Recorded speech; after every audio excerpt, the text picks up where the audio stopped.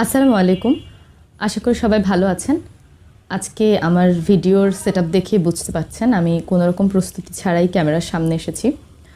আসলে আজকে ঘুম থেকে উঠে মনে হলো একটা কথা বলবো আপনাদের। আমি জানি আপনারা আমার কাছ থেকে এমন কথা আশা করেন না, বা আমি এমন কথা কখনো বলিও না।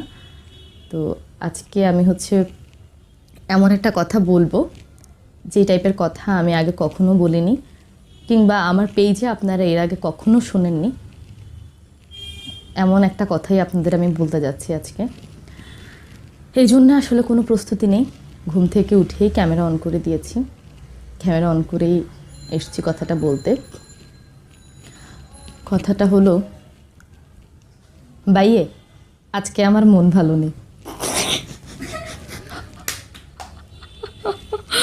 আই এম সরি, বাট আমার এই কথাটা বলার খুব ইচ্ছে ছিল, এই জন্য কথাটা বলেছি।